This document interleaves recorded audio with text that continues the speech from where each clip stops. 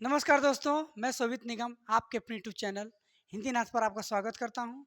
और जैसा कि आप लोग जानते हैं कि हमारे हिंदी नाथ पर आपको टीएसटी पीटी टीचर की सारी वैकेंसी जितने भी आते हैं उन सब की तैयारी किया जाता है। फिलहाल आपके पास एमआरएस की बहुत बड़ी वैकेंसी है, जो जिसमें हम आपको रीजनिंग का क्लास चला है और हिंदी का क्लास चला है और भी सारी चीज़ें आपको चलने वाली हैं। तो आज आपको एक नया चैप्टर रीजनिंग में जो आते हैं 20 नंबर के आते हैं। कुल 10 चैप्टर हैं, 20 नंबर के आते हैं।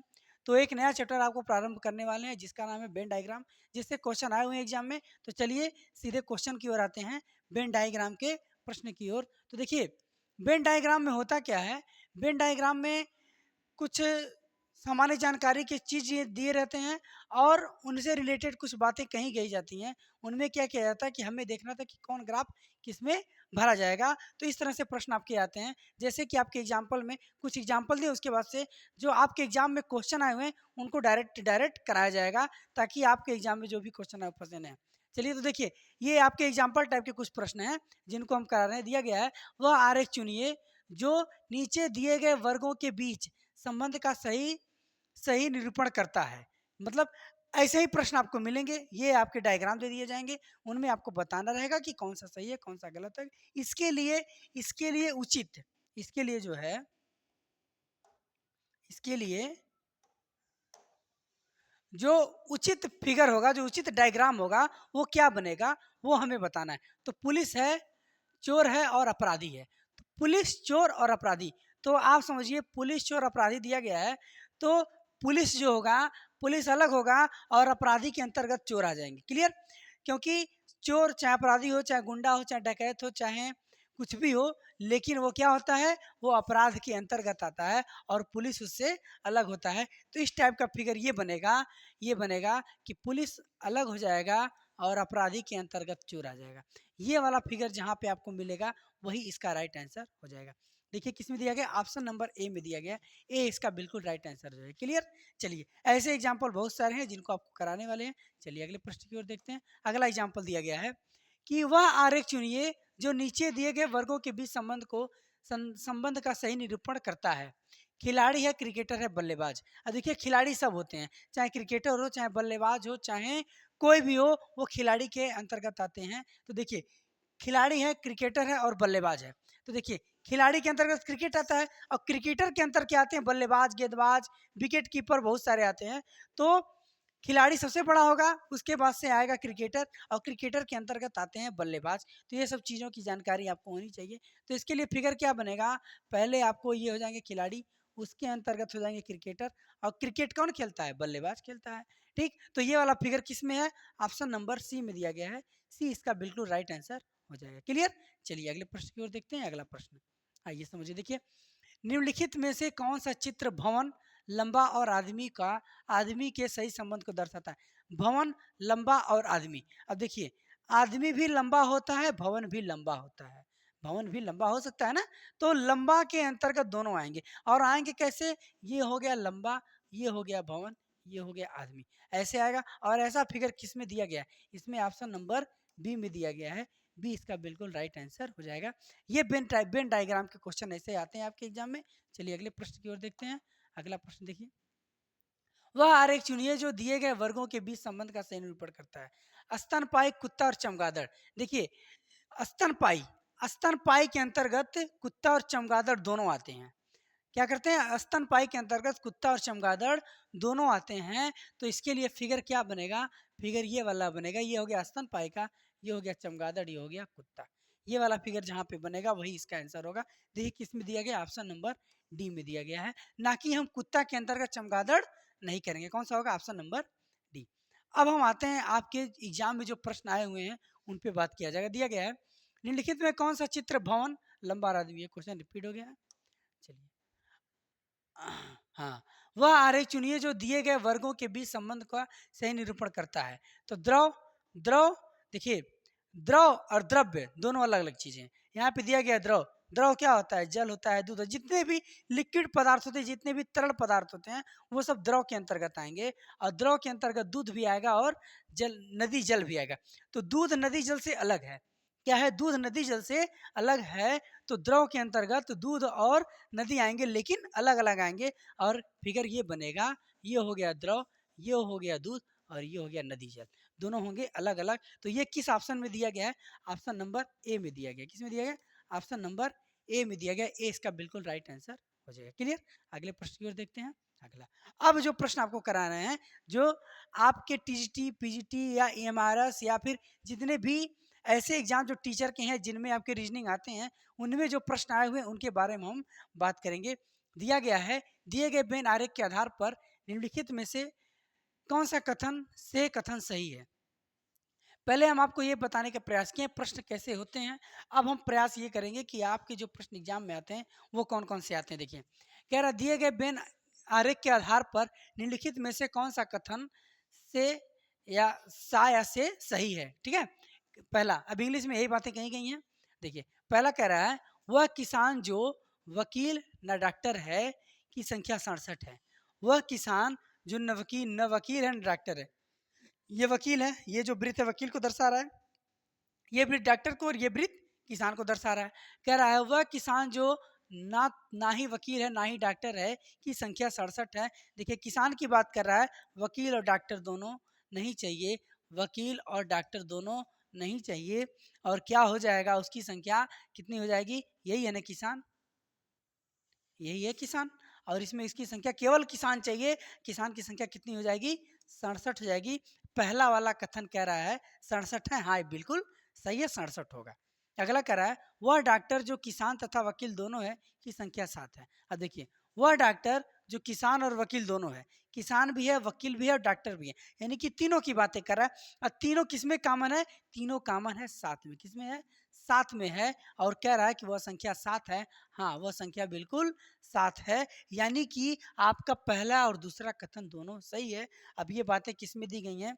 केवल एक नहीं, 1 और 2 ऑप्शन नंबर बी में दिया गया है। बी इसका बिल्कुल राइट आंसर होगा। क्लियर? चलिए, ये आपको समझ में आ गया। ये देखिए, ये आपके DSSSB पार्ट मतलब 2022 में पूछा गया फर्स्ट शिफ्ट में, तो ऐसे प्रश्न आपके एग्जाम में आए हुए हैं, तो इमारस में आने के चांसेस बनते हैं। चलिए अगले प्रश्न की ओर देखते हैं, क्योंकि रीजनिंग है तो आएगा जरूर। देखिए, अगला कह रहा है, दिए गए वेन आरेख के आधार पर निम्नलिखित में से कौन सा कथन से सा सही है।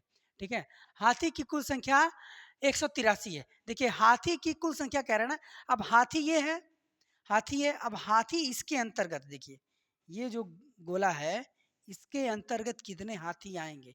जो हाथी की संख्या कह रहे हैं ना, हाथी की कह रहा है कुल संख्या, तो अगर हाथी की संख्या कहता तो केवल हम इतना लेते, लेकिन कह रहा हाथी की कुल संख्या, तो हम क्या करेंगे, सबको जोड़ लेंगे। यहाँ पे सबको जोड़ लीजिए, 51, कह रहा कितना, 183। देखिए, जोड़ने पे 83 आ रहा है, 41, 43 और 48। देखिए, 1 2 2 2 3 5 5 और 8 13, 13 एक हासिल बच गया, और इसमें जोड़ लेंगे 6 6 4 10 4 14 4 18, कितना आ गया?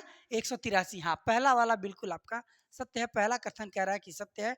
दूसरा देख लेते हैं, कह रहा है कि वह घोड़े जो न चूहे हैं न हाथी हैं, वह घोड़े जो न चूहे हैं न हाथी हैं की संख्या 52 है। कितना कह रहा है? की संख्या 52 है। देखिए, किसकी बात कर रहा है? घोड़े की। ये घोड़ा है, हाथी और चूहा नहीं चाहिए, इनको भी हटा दीजिए और इनको भी हटा दीजिए, यानी कि घोड़े की संख्या केवल कितनी है? 52। कितनी संख्या है? 52 है। हाँ, ये बात कह रहा है कि हाँ, घोड़े न हाथी है की संख्या 52 है। हाँ, ये बिल्कुल बातें सही हैं। हाँ, दोनों की संख्या कितनी है? 52 है, ये बिल्कुल सही है। ठीक, वह घोड़े जो न हाथी हैं न ही चूहे हैं, उनकी संख्या कितनी है? 52। ये भी सही है, यानी कि पहला और दूसरा दोनों कथन आपका सत्य है, तो इसका आंसर हो जाएगा दोनों आपका सत्य है। चलिए अगले प्रश्न की ओर देखते हैं। अगला प्रश्न, अगला कह रहा है कि दिए गए वेन आरेख चीज वही कह रहा है। ठीक है, वह लड़के जो पुरुष हैं की संख्या 7 है। वह लड़के, लड़कों के लिए वृत्त बनाया गया है, और कक्षा के लिए ये बनाया गया, पुरुष के लिए वर्ग बनाया गया, और ये कक्षा के लिए आयत बनाया गया। कह रहा है, वह लड़के जो पुरुष हैं की संख्या 7 है। वह लड़के जो पुरुष हैं की संख्या 7 है। देखिए, वह लड़के जो पुरुष हैं की संख्या 7 है, यानी कि सही बात कह रहा है, वह लड़के जो पुरुष हैं की संख्या 7 है। देखिए, पुरुष और लड़का दोनों में संख्याएं आ रही है ना, यानी कि पहला वाला कथन आपका सत्य है। दूसरे की बात करते हैं, कक्षाओं की कुल संख्या 96 है। कक्षाओं की कुल संख्या नहीं, देखिए कह रहा है कि वह लड़के जो पुरुष हैं की संख्या 7 है, नहीं, वह लड़के जो पुरुष है की संख्या 7 नहीं है, क्योंकि 7 किसमें है, कक्षा में भी है। ये पहला वाला आपका गलत है, पहला वाला गलत है। कह रहा है कि वह लड़के जो पुरुष है की संख्या 7 है, नहीं, जो 7 है वो कक्षा में भी है। ठीक है, चलिए पहला लग रहा है। तो दूसरा कह रहा है कक्षाओं की कुल संख्या कितनी है। अब कक्षा क्या है, ये वाला है। अब इसकी कुल संख्या कह रहा है, सबको जोड़ लीजिए। 23 और 7 30 होता है, 30 20 50 और 1 51, 51 और 45 होता है 96। 96 और 96 संख्या कह रहा है। हाँ, ये बात बिल्कुल सही है, यानी कि दूसरा ऑप्शन आपका सही होगा। यानी कि दूसरा मतलब केवल दो मतलब ऑप्शन नंबर ए, केवल 2 ऑप्शन नंबर ए में दिया गया, यही इसका बिल्कुल राइट आंसर हो जाएगा, ऑप्शन नंबर ए। 7 की बात कर रहे हैं, 7 कक्षा में भी है, जबकि लड़का और पुरुष की बात किया गया, इसलिए 7 पहला वाला गलत होगा। अगले प्रश्न की ओर देखते हैं। अगला देखिए प्यारे बच्चों, देखिए कह रहा है कितने लड़के लड़कियां नहीं है, कितने लड़के लड़कियां नहीं है। देखिए ये लड़कियों की संख्या, ये लड़कों की संख्या और ये किताब है। तो कह रहा है कितने लड़के लड़कियां नहीं है। अब देखिए जहां पे लड़कियां नहीं रहेंगी वही आपके लड़के बचेंगे। ठीक है, और लड़कों के लिए ये बनाया, ये वाला आपका आयत बनाया गया है। अब लड़कों कितने कह रहा है, कितने लड़के लड़कियां नहीं है, यानी कि ये 64 क्या है, 64 केवल लड़के बच रहे हैं। क्या बच रहे हैं, 64 केवल क्या है, लड़के हैं। तो इसका आंसर हो जाएगा ऑप्शन नंबर डी, इसका बिल्कुल राइट आंसर हो जाएगा। क्या हो जाएगा, 64। देखिए लड़कों की बात करना, केवल लड़कियों से हमें कोई मतलब नहीं, किताब के बारे में कहा ही नहीं गया, केवल लड़कों की बात करें तो लड़कों की संख्या आपकी 64 हो जाएगी। क्लियर, चलिए अगले प्रश्न की ओर देखते हैं। अगला प्रश्न, निम्न में से कौन सी आकृति पिता पुरुष और चाचा के संबंध को दर्शाता है। देखिए केबीएस पार्ट 2016-17 में पूछा गया। क्या कह रहा है कि पिता पुरुष और चाचा के संबंध को व्यक्त करता है। देखिए पिता, पिता पुरुष, पुरुष के अंतर्गत पिता आएगा, पुरुष के अंतर्गत क्या आएगा, पिता आ जाएगा, पुरुष के अंतर्गत पिता आ जाएगा। और पिता और चाचा के संबंध को व्यक्त करता है। पिता, पिता चाचा भी हो सकता है, चाचा पिता भी हो सकता है। यानी कि इसका जो फिगर बनेगा, फिगर आपका अलग अलग हम नहीं कर सकते हैं। ये हो गया पुरुष और इसमें हो गया पिता, ये हो गया चाचा। कुछ पिता चाचा, कुछ चाचा पिता होंगे, ये बातें अलग अलग नहीं कही गई हैं। यानी कि इसका आंसर हो जाएगा ऑप्शन नंबर सी, इसका बिल्कुल राइट आंसर हो जाएगा। क्लियर, चलिए अगले प्रश्न की ओर देखते हैं। अगला प्रश्न देखिए कह रहा है उस बेनारे को पहचानिए जो 3 समूहों महिला, पत्नी और बहनों के संबंध को सही निरूपित करता है। महिला, पत्नी और बहनें के संबंध को निरूपित करता है। तो देखिए महिला के अंतर्गत पत्नी आ जाएंगी, पत्नियां आ जाएंगी, और पत्नियां बहनें, पत्नियां पत्नियां बहनें भी होती हैं, और पत्नियां भी, जो महिलाएं होंगी पत्नियां भी होंगी और बहनें भी होंगी। यानी कि फिगर आपका ये बनेगा। देखिए पहला नंबर तो आपको ये समझना है कि महिला के अंतर्गत आएगा तीन, दोनों चीज, दोनों चीज क्या आएगा, महिला के अंतर्गत आएगा। और महिला के अंतर्गत इसमें इसमें कुछ कुछ करके दिया गया, ये नहीं होगा। इसमें कुछ और महिला को अलग कर दिया गया, ये नहीं होगा। इसमें क्या किया है, इनको इनको अलग कर रहा है, ये दोनों चीजें अलग हो जा रही हैं, और ये बीच में है, ये भी आपका नहीं होगा। बचा क्या, ऑप्शन नंबर सी इसका राइट आंसर हो जाएगा। क्लियर, अब देखिए फिगर क्या बनेगा, फिगर यही बनेगा। ये हो गई महिला, ये हो गई महिला, और ये हो गए आपके कुछ पत्नी और कुछ बहनें। किसकी पत्नी किसकी बहन ये तो नहीं कहा गया, बस कुछ बहनें कुछ पत्नियां कहा गया, तो ऐसे फिगर बनेगा। अगले प्रश्न की ओर देखते हैं। अगले प्रश्न पे आइए। क्या कह रहा है, एशियन खेलों के लिए 26 राष्ट्रीय खिलाड़ियों का चयन हुआ है, जिसमें से 6 खिलाड़ी रैली दौड़ में भाग लेते हैं। 4 खिलाड़ी भी थे जिन्होंने 100 मीटर दौड़ में भी भाग लिया। 100 मीटर की दौड़ में हमारे देश का प्रतिनिधित्व केवल 4 खिलाड़ी ने ही किया। निम्न में से कौन सी आकृति उपरोक्त कथन को दर्शाता है।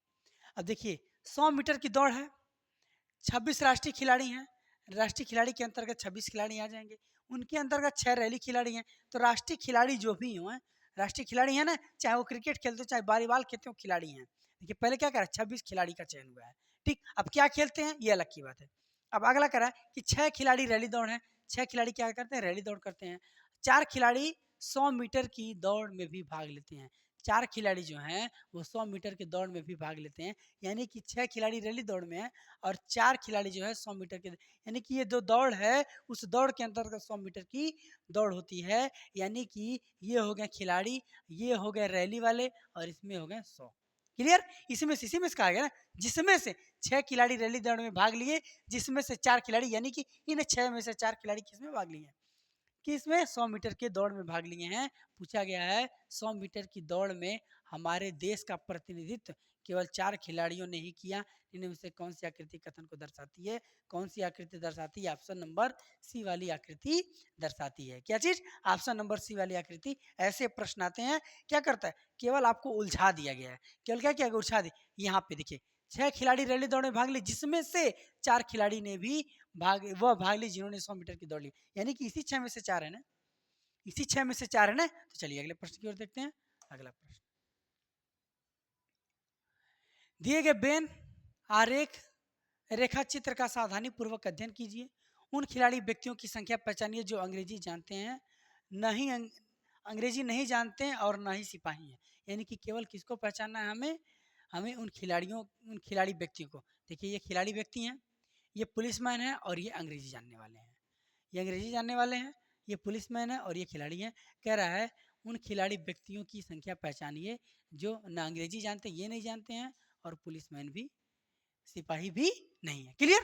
तो देखिए खिलाड़ियों की संख्या कह रहा है ना, खिलाड़ियों की संख्या पहचानिए, खिलाड़ी की संख्या यही है ना, और कह रहा है पहचानिए जो इसमें न पुलिसमैन हो ना ही इंग्लिश बोलने वाले हों। तो संख्या कितनी बच रही है? कितनी बच रही है? 3। कितनी बच रही है? 3। तो इसके लिए राइट आंसर क्या हो जाएगा? Option number C. सी इसका बिल्कुल राइट आंसर हो जाएगा। चलिए अगले प्रश्न की ओर देखते हैं। अगला प्रश्न, दिए गए बेन आरेखित चित्र का ध्यान पूर्वक अध्ययन करें। कौन सी संख्या जो केवल एक ज्यामितीय चित्र में है? जो केवल एक ज्यामितीय चित्र में है, ये आपको देखना है दिमाग में। ज्यामितीय चित्र तो सब है। देखिए ये वर्ग है, ये आपका वर्ग है, ये आपका वृत्त है और ये आपका आयत है। ठीक, ज्यामितीय चित्र तो सब है, लेकिन कह रहा है कि रेवान रेखा चित्र ध्यान पूर्वक अध्ययन करिए।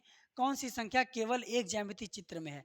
केवल एक ज्यामितीय चित्र में। देखिए अब हम बात करेंगे अगर केवल एक ज्यामितीय चित्र की, तो अगर हम केवल बात करें इसका, इसकी बात करें, ठीक, अगर हम केवल बात करें वर्ग की, पहले हम वर्ग की बात करें, तो वर्ग में केवल 2 ही है। क्या है? केवल 2 है। एक संख्या को दर्शित करना केवल यही है। केवल एक वाले में, एक, केवल एक में, यानी सब में नहीं, केवल एक की बात कर रहा है तो एक में केवल 2 आएगा। ठीक, किसमें? वर्ग में। अब वृत्त की बात करेंगे, देखिए ये आपका आयत है, ये वाली लाइन आयत है और ये वाली लाइन वर्ग है। इससे बाहर कौन है? एक। एक क्या है? इससे बाहर है, यानी कि एक केवल वृत्त वाले चित्र में केवल एक संख्या आएगी। और ये जो संख्या है 7 वृत्त में है, 3 आयत में है, लेकिन वर्ग में आ जा रहा है 9। 9 ऐसी संख्या है जो किस में आएगी? केवल आयत में आएगी। यानी कि 2 1 9, 2 1 9 जिस ऑप्शन में रहेगा वही आपका आंसर हो जाएगा। देखिए 1 2 9 ऑप्शन नंबर बी में है। बी इसका बिल्कुल राइट आंसर हो जाएगा। क्लियर? चलिए प्रश्न ऐसे आपके आए हैं एग्जाम में, इन सारे प्रश्नों को हम कराने का प्रयास करेंगे। चलिए अगले प्रश्न की ओर देखते हैं। कुछ अध्यापक गायक हैं, कुछ गायक नर्तक हैं।